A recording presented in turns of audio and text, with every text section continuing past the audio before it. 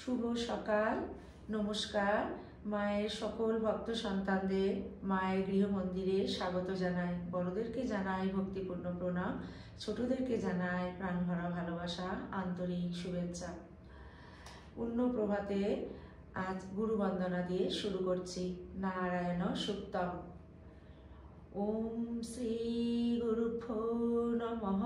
হরি ওম। সহনা ভবতু সহনৌ ভুনক্তু সহ বীর্যং করবাবহৈ তেজস্বিনাবধীতমস্তু মা বিদ্বিষাবহৈ। ওম শান্তি শান্তি শান্তি। ওম সহস্রশীর্ষং দেবং বিশ্বক্ষং বিশ্বশম্ভুবং বিশ্বং নারায়ণং দেবং অক্ষরং পরমং পদম বিশ্বত পরমান্বিত্বং বিশ্বং নারায়ণং হরিম বিশ্বমেবেদং পুরুষস্তদ বিশ্বমুপজীবতি পতিং বিশ্বস্যাত্মেশ্বরগম শাশ্বতগম শিবম অচ্যুতম নারায়ণং নারায়ণং মহাজ্ঞায়ং বিশ্বাত্মানং পরায়ণং নারায়ণ পরো জ্যোতিরাত্মা নারায়ণ পরঃ নারায়ণ পরং ব্রহ্ম তত্ত্বং নারায়ণ পরঃ নারায়ণ পরো ধ্যাতা ধ্যানং নারায়ণ পরঃ यच्च किञ्चित् जगत् सर्वं दृश्यते श्रूयते वा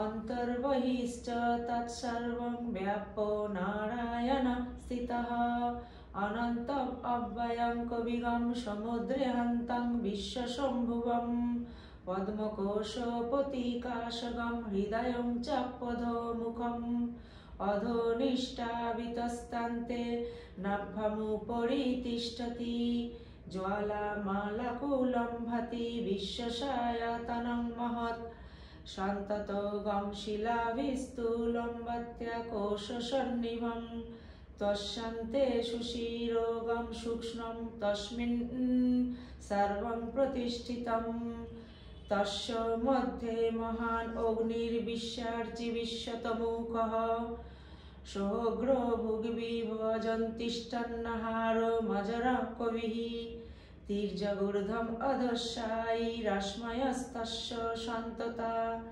सन्तापयति स्वं देहमापादतलमस्तकः तस्य मध्ये वह्निशिखा अनिर्धा व्यवस्थितः नीलातो यदं मध्यस्तद्विदुल्लेखे वा भास्वरा निवारो शुको वत्तन्निपिता भासत्त अनुपमा त्वस्या शिखाया मध्ये परमा आत्मा व्यवस्थितः स ब्रह्म स शिव स हरिश्चन्द्र सहक्षर परम स्वराट् ऋतगं सत्यं परं ब्रह्म पुरुषं कृष्णपिङ्गलम् ऊर्ध्वरेतं विरूपाक्षं विश्वरूपाय वै नमो नमः।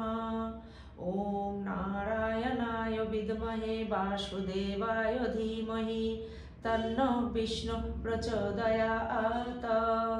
ॐ सहना भवतु सहनौ भुनक्तु सह वीर्यं करवावहै तेजस्विनावधीतमस्तु मा विद्विषावहै। ओम शांति शांति शांति। जय गुरुदेव। गुरु परम्पराय सकल पूज्यपाद सद्गुरु श्रीपाद पद्मे सकल सद्गुरु श्रीपाद पद्मे आमार এই পূর্ণ প্রভাতে অনন্ত অভূমি লুণ্ঠিত প্রণাম, অন্তরের অন্তঃস্থলের ভালোবাসা শ্রদ্ধাঞ্জলি ভক্তি পুষ্পাঞ্জলি অর্পণ করিয়া নিত্য পাঠে প্রবেশ করছি।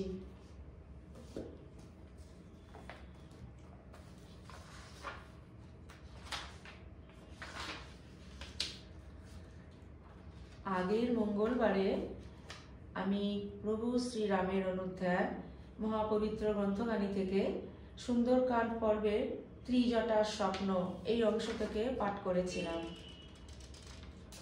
আজকে আমি পূর্ণ প্রভাতে প্রভু শ্রীরামের অনুধ্যান পরম পূজ্যপদ শ্রীমৎ স্বামী গীতানন্দজি মহারাজ রচিত সুন্দরকাণ্ড পর্ব হইতে সীতার সাথে হনুমানের আলাপ এই অংশ থেকে পাঠ শুরু করছি।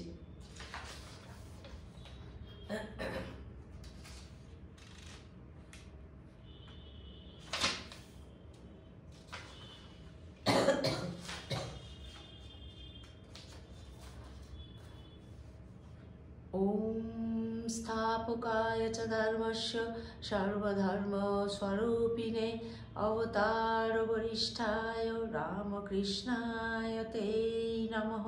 जननीं शारदां देवीं रामकृष्णं जगद्गुरुं पादपद्मे तयोश्रित्वा प्रणमामि मुहुर्मुहुः। नमो श्रीज्योतिराजाय विवेकानन्दसूरये सच्चित्सुखस्वरूपाय स्वामिने तापहारिणे। পূর্ণ প্রভাতে প্রভু শ্রীরামের অনুধ্যান মহাপবিত্র গ্রন্থখানি থেকে সুন্দরকাণ্ড পর্বে হইতে সীতার সাথে হনুমানের আলাপ এই অংশ থেকে পাঠ শুরু করছি। মায়ের সকল ভক্ত সন্তানের কাছে করজোড়ে অনুরোধ, আপনারা প্লিজ শেষ অবধি মায়ের গৃহ মন্দিরের সঙ্গে থাকবেন।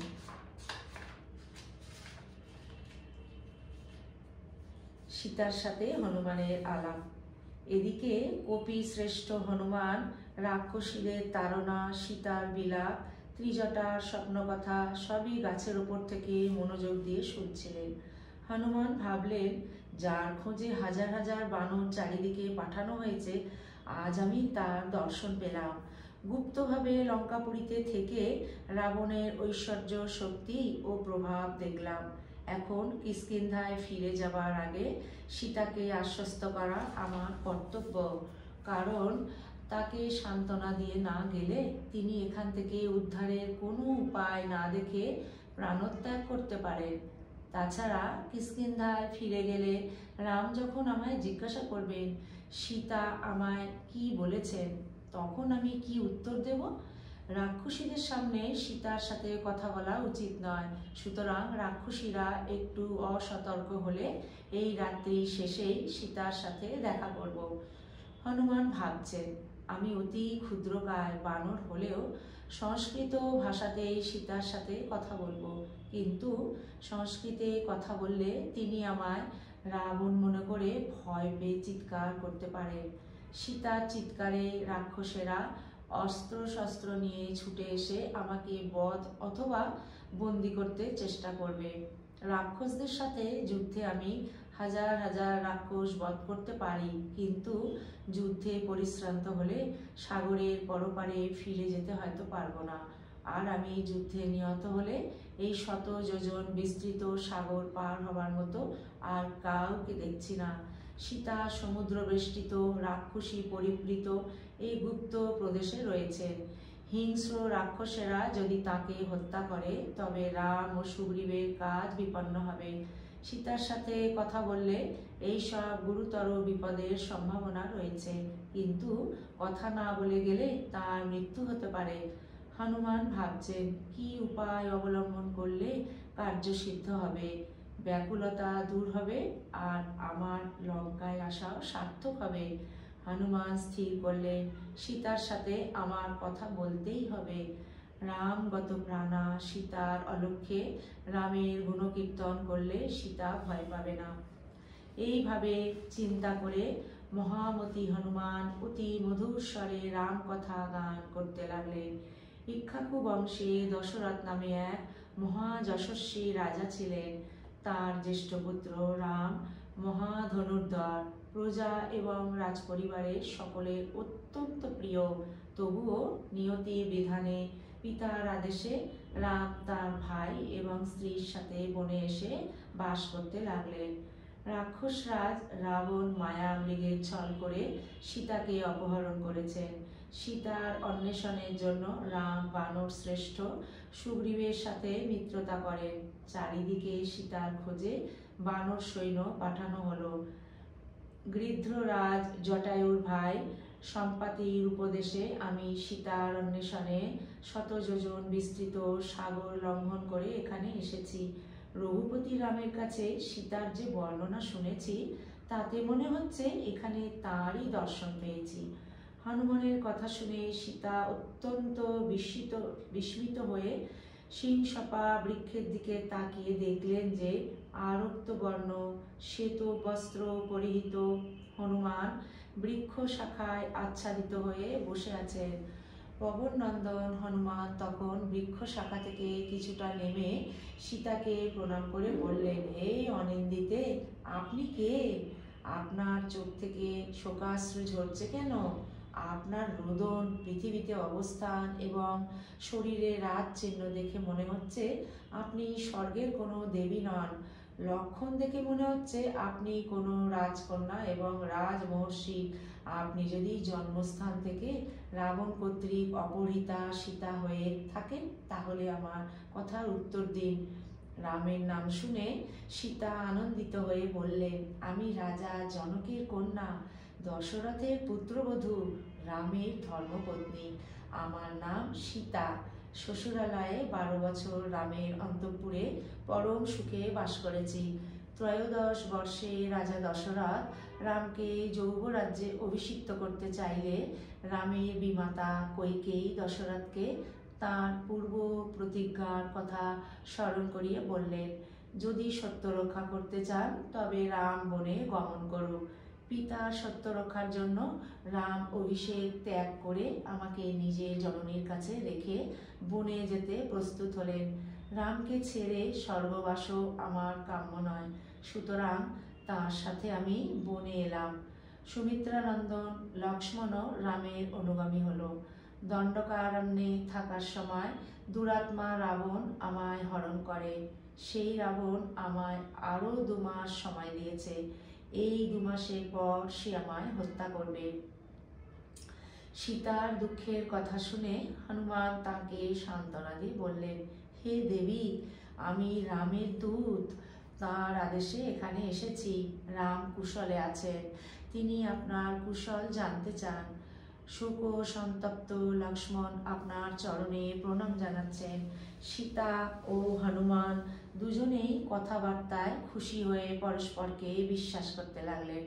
হনুমান ধীরে ধীরে সীতার কাছে এলে সীতা তাকে রাবণ আশঙ্কা করে ভাবলেন, রাবণ নিশ্চয়ই রূপ বদলিয়ে এখানে এসেছে। হায় হায়, আমাকে ধিক, একে আমার মনের কথা বলে ফেলেছি। হনুমান তখন বারবার সীতার চরণ বন্দনা করতে লাগলেন, কিন্তু সীতা ভয়ে সন্ত্রস্তা হয়ে অন্যদিকে মুখ ফিরিয়ে বললেন, হে নিশাচর, আমি উপবাসে কৃশ ও দুর্বল, বারবার আমাকে কষ্ট দিলে তোমার অমঙ্গল হবে। সীতা আবার ভাবলেন, আমি একে রাবণ বলে আশঙ্কা করছি, কিন্তু তা নাও তো হতে পারে, কারণ একে দেখে আমার আনন্দ হচ্ছে। বললেন, হে বানর শ্রেষ্ঠ, সত্যিই যদি তুমি রামের দূত হয়ে এসে থাকো তবে তোমার মঙ্গল হোক। তুমি রামের গুণকথা বলে আমার মনকে শান্ত করো। পরক্ষণই আবার সীতা রাক্ষসের ছলনার কথা ভেবে স্থির করলে, এ নিশ্চয়ই রাবণ। হনুমান সীতার এই উদ্ভ্রান্তের অবস্থা দেখে তার আনন্দ বিধানের জন্য বললেন, আদিত্য ইব তেজস্বী লোকাকান্ত শশী যথা রাজা সর্বস্ব লোকস্য দেব বৈশ্রবণ যথা। রাম সূর্যের মতো তেজস্বী, চন্দ্রের মতো সকলের কল্যাণকারী এবং কুবেরের মতো জগতের রাজা। তিনি মহাযশস্বী বিষ্ণুর মতো পরাক্রমশালী এবং বৃহস্পতির মতো সত্যবাদী ও মধুরভাষী। দীপ্তিমান বহ্নির মতো বাণের দ্বারা রাম রাবণকে বধ করবেন। সেই জন্য রাম আমাকে তার দূত রূপে আপনার কাছে পাঠিয়েছেন। আপনি শিগগিরই রাম লক্ষ্মণকে দেখতে পাবেন। আমি লাফিয়ে সাগর পার হয়ে আপনাকে দেখতে লঙ্কায় এসেছি, সুতরাং আমাকে সন্দেহ না করে বিশ্বাস করুন। হনুমানের কথা শুনে সীতা মধুর স্বরে জিজ্ঞাসা করলেন, নর ও বানরের সাথে কিভাবে মিত্রতা হলো? রাম লক্ষ্মণের সাথেই বা তোমার কোথায় আলাপ হলো? রাম লক্ষ্মণের শরীরের চিহ্নের কথা আমায় বলো, তাতে আমার সন্দেহজনিত শোক দূর হবে। সীতার কথা শুনে হনুমান বললেন, রাম কমলপত্রাক্ষ পূর্ণচন্দ্র নিভাননঃ রূপ দাক্ষিণ্য সম্পন্ন প্রসূত জনকাত্মজে। হে জনকাত্মজে, রামের নয়ন যুগল পদ্ম পত্রের মতো, বদন কমল পূর্ণচন্দ্রের মতো সুন্দর এবং দাক্ষিণাদি গুণ সকল নিয়েই তিনি জন্মেছেন। রামের প্রতি অঙ্গের রূপ এবং তার গুণাবলী বর্ণনা করে হনুমান সুমিত্রানন্দন লক্ষ্মণ সম্বন্ধে বললেন। ভাতৃপ্রেমে, রূপে এবং গুণগরিমায় তিনি রামেরই সমতুল্য। সোনার মতো গৌরকান্তি লক্ষ্মণ এবং শ্যামকান্তি রাম বহু স্থানে আপনার অন্বেষণ করে আমাদের সাথে মিলিত হয়েছেন। তারপর হনুমান সীতাহরণের পরবর্তী ঘটনাসমূহ বৈদেহীকে বললেন। শতযোজন বিস্তৃত সমুদ্র লাফিয়ে পার হয়ে রাত্রিতে লঙ্কায় প্রবেশ করে রাবণকে দেখলাম। শোক ও সন্তপ্তা আপনাকেও দেখলাম। হে দেবী, আমাকে পবনপুত্র সুগ্রীবের মন্ত্রী এবং রামের দূত বলে জানবেন। রাম কুশলে আছেন। লক্ষ্মণ আপনার প্রতি সেবায় সর্বদা নিরত। রঘুনন্দন রাম অবিলম্বে আপনাকে এখান থেকে নিয়ে যাবেন। হনুমান আরও বললেন, আমি যথার্থই রামের দূত। মহাত্মা রাম আপনার বিশ্বাসের জন্য রাম নামাঙ্কিত এই অঙ্গুরীয় আমায় দিয়েছেন। সীতা সাগ্রহে রামের অঙ্গুরীয় গ্রহণ করে দেখতে দেখতে যেন রামকেই কাছে পেয়েছেন মনে করে পরম আনন্দিত হলেন। সীতা বললেন, হে বানরোত্তম, তুমি বীর, দেশ ও কালোচিত কর্ম করতে নিপুণ এবং ধর্মজ্ঞ। রাম কুশলে আছেন জানলাম, কিন্তু আমার উদ্ধারের জন্য তিনি বাণের দ্বারা সমুদ্রকে শুষ্ক করে ফেলছেন না কেন? রাম বাল্যবধি কখনো দুঃখ ভোগ করেননি। এখন এই বিপদে তিনি অবসন্ন হয়ে পড়েননি তো? আমি প্রবাসে থাকায় রাম আমার প্রতি স্নেহহীন হননি তো? ভাতৃবৎসল ভরত আমার উদ্ধারের জন্য ভয়ঙ্কর অক্ষয়হিনী সৈন্য পাঠাবে তো? বানরাধিপতি সুগ্রীব বীর বানরদের সাথে আমার উদ্ধারের জন্য লঙ্কায় আসবেন তো? বীর লক্ষ্মণ সরজালে রাক্ষসদের বধ করবে তো?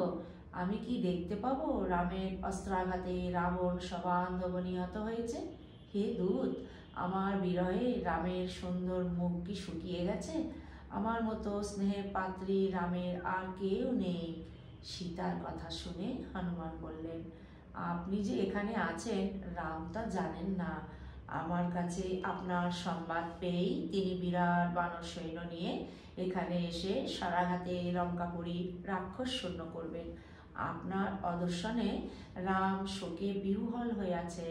তিনি মাংস খান না, মধু সেবন করেন না, কেবলমাত্র সামান্য ফলমূলই গ্রহণ করেন। আপনার চিন্তাতেই সর্বদা তন্ময় হয়ে থাকেন। রাম প্রায় নিদ্রিত হন না। কখনো সামান্য একটু ঘুমালে মাঝে মাঝে সীতা বলে জেগে ওঠেন। সীতা বললেন, হে বানর, তোমার কথা বিষ মিশ্রিত অমৃতের মতো। তিনি শোক সন্তপ্ত, এই কথা বিষবাত মনে হচ্ছে, আর তিনি অনন্যমনা, এই কথা আমার কাছে অমৃত তুল্য। হনুমান, জীব কখনো দৈবকে অতিক্রম করতে পারে না। দেখো, রাম লক্ষ্মণ ও আমাকে বিপদ অভিভূত করে ফেলেছে, কিন্তু উদ্যোগী পুরুষেরা পরাক্রমের দ্বারা বিপদ অতিক্রম করে থাকে। রাম ও লক্ষ্মণ নিঃসন্দেহে এই বিপদ অতিক্রম করবে। তুমি রামকে তাড়াতাড়ি করতে বলো, কারণ রাবণের কথা মতো আর 2 মাস মাত্র আমি জীবিত থাকব। আমাকে রামের কাছে ফিরিয়ে দেওয়ার জন্য বিভীষণ রাবণকে অনুরোধ করেছিল, কিন্তু রাবণ সে অনুরোধ শোনেনি। হনুমান বললেন, আমার কাছে আপনার এসব কথা শুনেই রাম কালও বিলম্ব না করে বিরাট বানর সৈন্য নিয়ে এখানে আসবেন, অথবা আপনি আমার পৃষ্ঠে আরোহণ করুন। আপনাকে নিয়ে সমুদ্র পার হয়ে আজই আমি রাক্ষসদের যন্ত্রণা থেকে আপনাকে মুক্ত করব। হনুমানের এই অদ্ভুত কথা শুনে সীতা হৃষ্ট হয়ে বললেন, তুমি ক্ষুদ্রকায় বানর হয়ে কোন সাহসে আমাকে রামের কাছে নিয়ে যেতে চাচ্ছ? হনুমান তখন সীতার বিশ্বাসের জন্য নিজের শরীর ক্রমশ বর্ধিত করে মেরুবন্দর তুল্য বিশাল দেহ ধারণ করে বললেন, পর্বত, বন, প্রাসাদ সহ এই লঙ্কা এবং রাবণকে নিয়ে যাওয়ার শক্তি আমার আছে। আপনি আমার সাথে গিয়ে রাম লক্ষ্মণের শোক দূর করুন।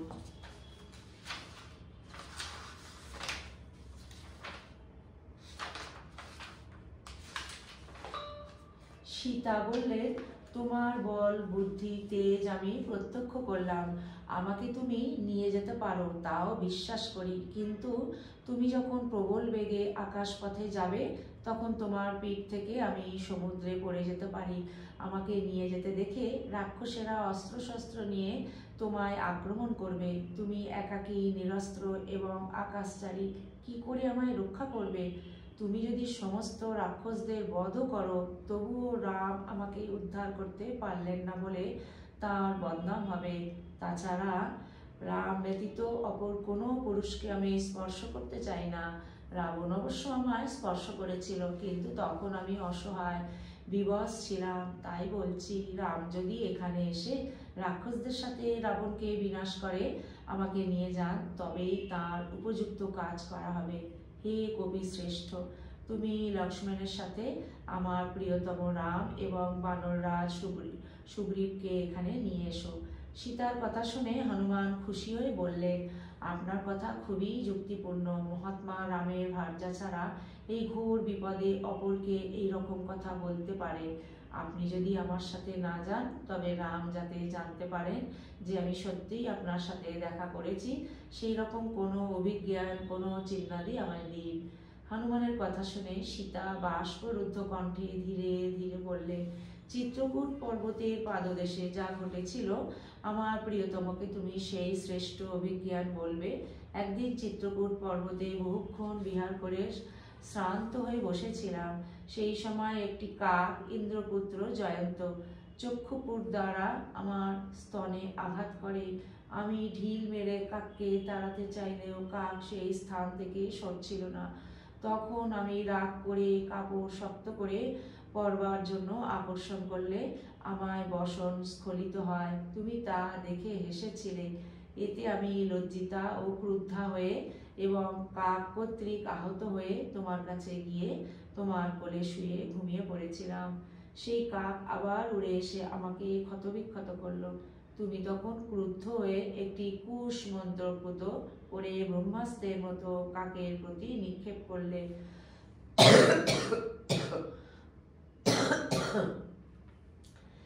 সেই মন্ত্রপুত কুশ বানের মতো কাকের পেছনে পেছনে ধাওয়া করতে লাগলো। ছদ্মবেশী কাক পরিত্রাণের জন্য ফুলক থেকে সত্যলোক পর্যন্ত গিয়ে কোথাও আশ্রয় না পেয়ে অবশেষে তোমার কাছে এসে শরণাগত হলো। জয়ন্তরূপী কাককে তুমি বললে, ব্রহ্মাস্ত্র ব্যর্থ করবার শক্তি আমার নেই।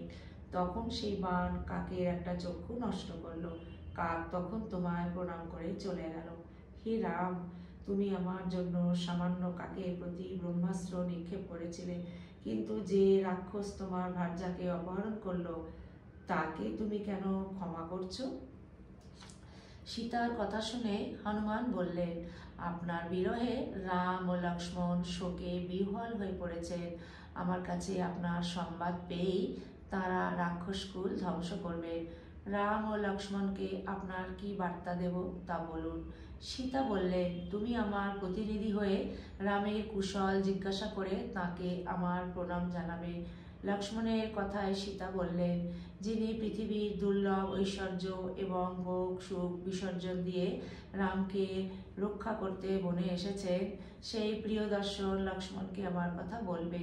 মাতা সুমিত্রা লক্ষ্মণকে পেয়ে সুপুত্রবতী হয়েছে। পিতৃবৎ বর্ততে রামে মাতৃবন্মাং সমাচারাৎ। আরেকবার পড়ছি, পিতৃবৎ বর্ততে রামে মাতৃবন্মাং সমাচারাৎ। লক্ষ্মণ রামকে নিজের পিতার মতো এবং আমাকে মায়ের মতো দেখত। লক্ষ্মীবান লক্ষ্মণ বুদ্ধদেব সেবা করত এবং সমর্থ হলেও অল্পভাষী ছিলেন। মত্ত প্রিয়তর নিত্যং ভ্রাতা রামস্য লক্ষ্মণঃ। আমার অপেক্ষা লক্ষ্মণ রামের অধিক প্রিয় ছিল। সীতা আরও বললেন, ইয়ং দৃষ্টা রাঘব নৈব বৃত্তমার্যমনুস্মরেৎ। ইয়ং ইয়ং দৃষ্টা রাঘব নৈব বৃত্তমার্যমনুস্মরেৎ। যাকে দেখে রাঘব নিজের পিতার কথা মনে করেন না। সীতা বললেন, এমন সর্বগুণান্বিত লক্ষ্মণকে কুশল জিজ্ঞাসা করে আমার উদ্ধারের যত্নবান হতে বলো। সীতা তখন তার কাপড়ের মধ্যে থেকে নিজের চূড়ামণি বের করে হনুমানকে দিয়ে বললেন, এইটি রঘুনাথকে দিও।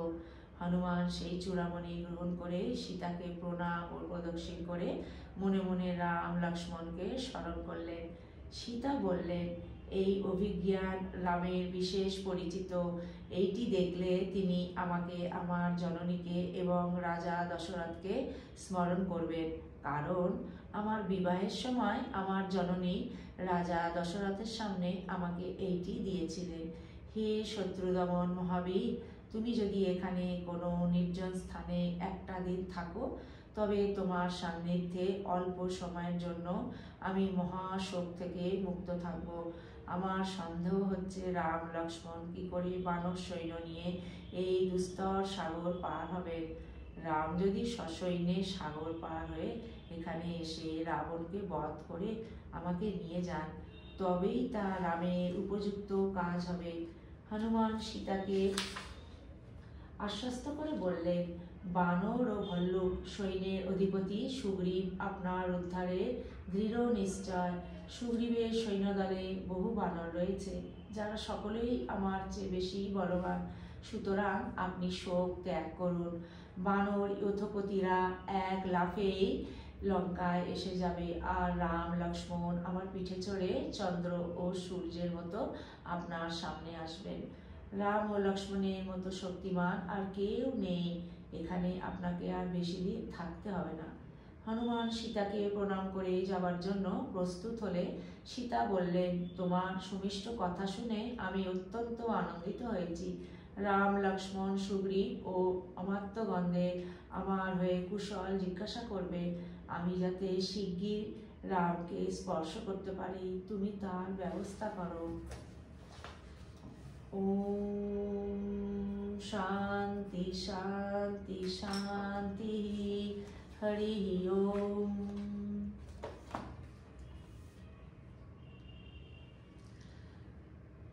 হনুমান চালিসা। দোহা।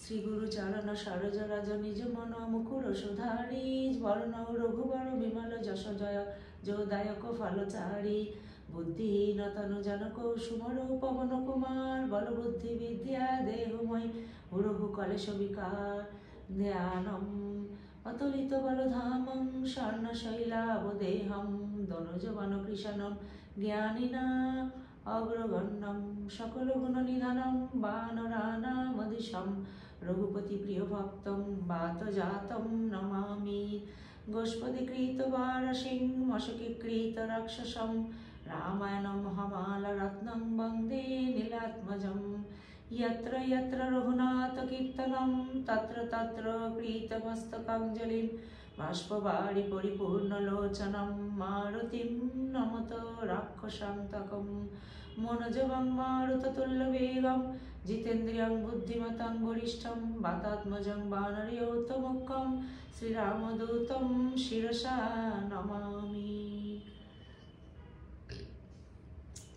जय हनुमान चौपाई। जय हनुमान ज्ञान गुण सागर, जय कपीश तिह लोक उजागर, रामदूत अतुलित बल धामा, अंजनी पुत्र पवन सुत नामा, महावीर विक्रम बजरंगी, कुमति निवार सुमति के संगी, कंचन वरण विराज सुवेशा, कानन कुंडल कुंचित केशा, हाथो वज्र ध्वजा विराजे, कांथे मूजनैव साजे, शंकर सुवन केशरी नंदन, তেজ প্রতাপ মহাজগবন্দন বিদ্যাবান গুণী অতি চাতুর রাম কাজ করিবে কো আতুর প্রভু চরিত্র শুনিবে কো রসিয়া রাম লক্ষণ সীতা মন বসিয়া সূক্ষ্ম রূপ ধরি সেই দেখাবা বিকট রূপ ধরি লঙ্কা জরাবা ভীম রূপ ধরি অসুর সংহারে রামচন্দ্রকে কাজ সংবারে লাই সংজীবন লক্ষণ জিয়ায় শ্রী রঘুবীর হর শির লায় রঘুপতি কিन्ही बहुत बड़ाई तुम मम प्रिय भरत सम भाई सहस्र बदन तुम्हारे यश गावै यश पै श्रीपति कंठ लगावे शनकादिक ब्रह्मादि मुनीषा नारद शारद सहित ऐषा द्रोम कुबेर दिक्पाल जहन्ते कवि कवित कहि सके कहन्ते तुम उपकार सुग्रीवै किन्ना राम मिलाए राजपद दीन्ना तुम्हारे मंत्र विभीषण माना लंकेश्वर भय सब जग जाना युग सहस्र जन परवानो लील्यता हि मधुर फल जानो प्रभु मुद्रिका मेले मुख माहि जलधि लांघि गाय अचरचनाय दुर्गम काज जगत के जेते सुगम अनुग्रह तुम्हारे तेते राम दुआरे तुम रखवारे हो तो ना गाबिन पैसारे सब सुख लहे तुम्हारी शरणा तुम रक्षा काहू को डरना आपन तेज समारो आपै तीनों लोक आपते कापै भूत पिशाच निकट नहीं आवे महावीर जब नाम सुनावे नाशै रोग हरि सब पीरा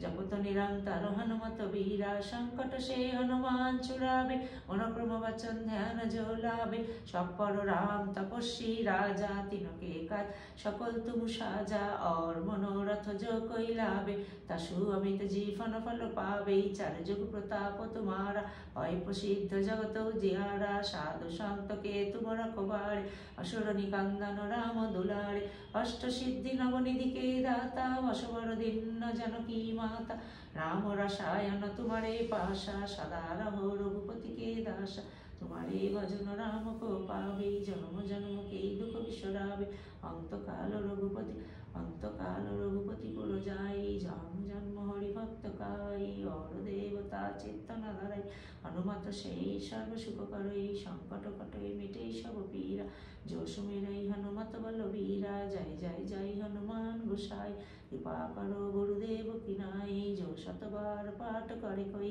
छूटे ही बंदे महासुख होई जो ही पढ़े हनुमान चालीसा হয় সিদ্ধি সাকি গৌরীশা তুলসীদাস সদা হরি চেরা কি জয় নাথ হৃদয় মহরেরা কি জয় নাথ হৃদয় মহরেরা কি জয় নাথ হৃদয় মহরেরা কি জয় নাথ হৃদয় মহরেরা অবনত নয় সংকট হরণ মঙ্গল মূরতি রূপ রাম লক্ষণ সীতা সহিত হৃদয় বসু সুরভূপ শিয়াবর রামচন্দ্র কি যায় পবন সুত হনুমান কি যায় বলো ভাই সব সন্তান কি যায় মনোজবং মারত তুল্য বেগম জিতেন্দ্রিয়ং বুদ্ধিমতাং বরিষ্ঠমং বাতাত্মজং বানরয়োতং মুখ্যম শ্রীরামদূতং শিরসা নমামি ওম শ্রী শ্রী সীতা লক্ষ্মণ ভরত শত্রুঘ্ন হনুমন্ত সমেত श्री रामचंद्र परम ब्रह्मणे नमः। ओम शांति शांति शांति हरि ओम तत्सत् श्री रामकृष्णार्पणमस्तु। जय श्री गुरु महाराज जी की जय जय महामाई की जय जय स्वामी जी महाराज जी की जय जय गंगा माई की जय। পবিত্র পূর্ণ প্রভাতে প্রভু শ্রী শ্রী রামের অনুধ্যান আজ এই পর্যন্ত। প্রভু শ্রী চরণে আপনাদের সকলের সর্বাঙ্গীন মঙ্গল প্রার্থনা করি তার শ্রী পাদপদ্মে পবিত্র পূর্ণ প্রভাতে নিবেদন করিলাম। আপনারা প্রভুর কৃপায় সবাই খুব ভালো থাকবেন, সুস্থ থাকবেন, আনন্দে থাকবেন। সদা প্রভুর শ্রীপাদ পদ্মে আমরা যেন মনটিকে ফেলে রাখতে পারি। প্রভু যেন তার সকল সন্তানের নিজ নিজ সাধন জীবন সদা সর্বদা সর্বত্র রক্ষা করেন। যদি পবিত্র পূর্ণ প্রভাতে শ্রী শ্রী রামের প্রভু শ্রী শ্রী রামের অনুধ্যান আপনাদের ভালো লেগে থাকে, প্লিজ তাহলে আপনারা মায়ের গৃহ মন্দির চ্যানেলটিকে সাবস্ক্রাইব করবেন এবং সদা সর্বদা মায়ের গৃহ মন্দিরের পাশে থাকবেন। জয়তু জয়তু জয়তু জয়তু শ্রী শ্রী রামকৃষ্ণ শরণাম শরণে শরণাগত শরণাগত শরণাগত ঠাকুর সবাইকে ভালো রেখো।